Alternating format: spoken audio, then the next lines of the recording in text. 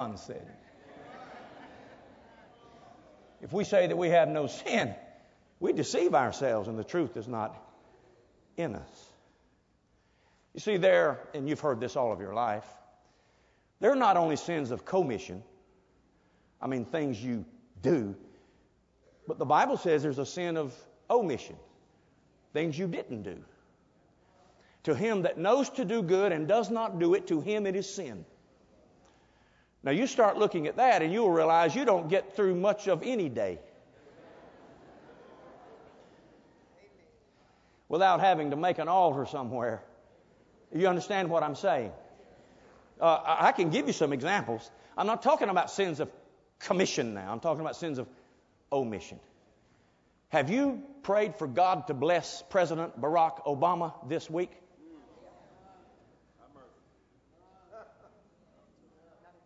Oh, now what happened to all that big applause and stuff? And you say, I just can't ask God to bless him. I don't agree with him. I can't ask God to bless Congress or anything else. Oh, really? So you can pick and choose?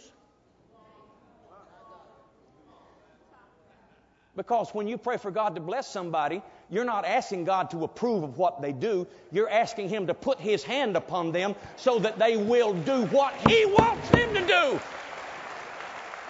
Sometimes I get so mad at how politics has infected and infested the Christian's life, I don't know what to do sometimes. It's like we're Christians up to a certain point. And I'm going to tell you again, here we go. I feel like kicking something sometimes. You are not a Democrat. You are not a Republican. You're a child of the King. You belong to a different kingdom.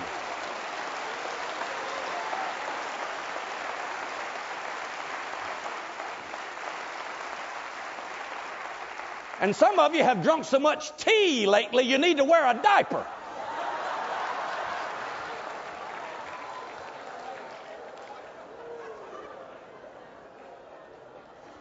Now, I'm off my subject. I wish somebody, can a family member help me?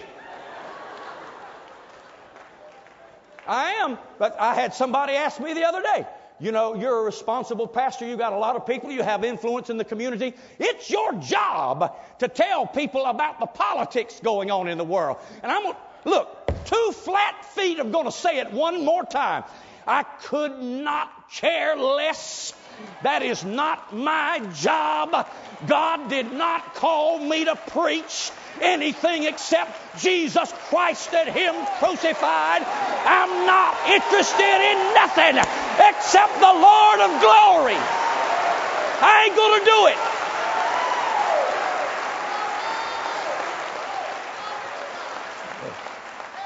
I just want to make sure you heard me. I will not do it.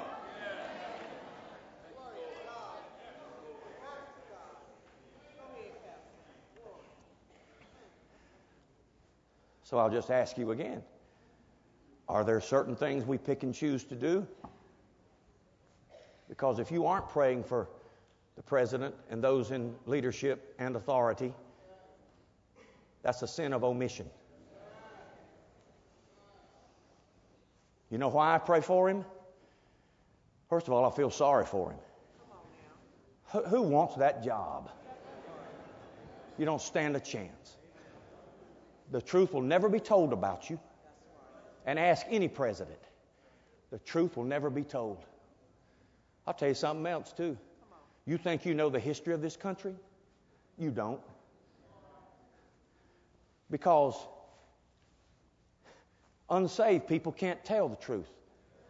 They can't be objective.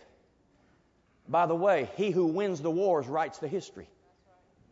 And they write whatever they want you to know. Or whatever they like.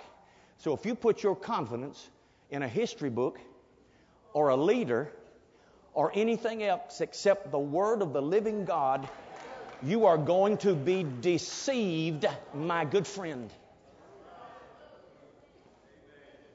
People don't like for me to preach like this. I pray for him because if God will help him, we'll all be better off. Why pray for Congress?